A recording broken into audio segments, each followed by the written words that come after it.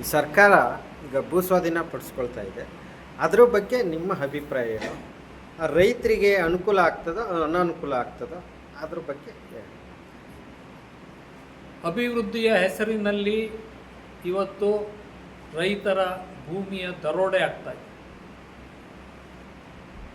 ಈ ಪ್ರಕ್ರಿಯೆಗಳೆಲ್ಲ ನಡೆಸೋದಕ್ಕೆ ಮೊದಲು ಸರ್ಕಾರ ಮಾಡಬೇಕಾಗಿರೋ ಪ್ರಪ್ರಥಮ ಕೆಲಸ ಏನು ಅಂತಂದರೆ, ಇದುವರೆಗೆ Karnataka industrial areas development board ಎಷ್ಟು ರೈತರನ್ನು ಒಕ್ಕಲೆಬ್ಬಿಸಿದೆ, ಅಂತಹ ಭೂಮಿಯನ್ನು ಎಷ್ಟು ಸ್ವಾಧೀನಪಡಿಸ್ಕೊಂಡಿದೆ, ಆ ರೈತರ ಬದುಕೇನಾಯಿತು ಇವರು ಒಕ್ಕಲೆಬ್ಬಿಸಿದ ಮೇಲೆ, ಎಲ್ಲಕ್ಕಿಂತಲೂ ಮುಖ್ಯವಾಗಿ ಇಷ್ಟು ಅಮೂಲ್ಯವಾದಂಥ ಭೂಮಿಯನ್ನು ವಶಪಡಿಸ್ಕೊಂಡು ಯಾರು ಕೊಟ್ಟಿದ್ದೀರಿ? Is it a case of robbing Peter to pay Paul? ಇದನ್ನು ಸರ್ಕಾರ it should bring out a white paper, publish ಮಾಡಬೇಕು. ಅಲ್ಲಿವರೆಗೆ ಯಾವುದೇ ಭೂ ಸ್ವಾಧೀನಕ್ಕೆ ಕೈ ಹಾಕಬಾರ್ದು.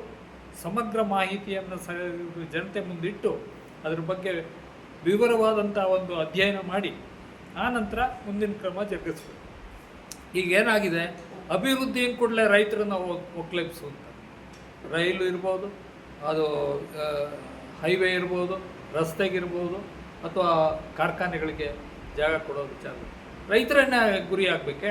ಇದಕ್ಕೆ ಬೇರೆ ಪರಿಹಾರಗಳಿಲ್ವೇ? ಎಷ್ಟು ಉದ್ಯೋಗ ಕೊಟ್ಟಿದ್ದೀರಿ ರೈತರನ್ನ? ಅವ್ರಿಗಿರೋ ಅಂಥ ಉದ್ಯೋಗಗಳನ್ನ ಕಳಿಸಿ. ಇದನ್ನು ಮೊದಲು ಇದರ ತನಿಖೆ ಆಗಲಿ, ಇದರ ಅಧ್ಯಯನ ಆಗಲಿ, ಆನಂತರ ಮುಂದಕ್ಕೆ ನಾವು ಇದ್ರ ಬಗ್ಗೆ ಮುಂದುವರಿತೀವಿ. ಇನ್ನೊಂದು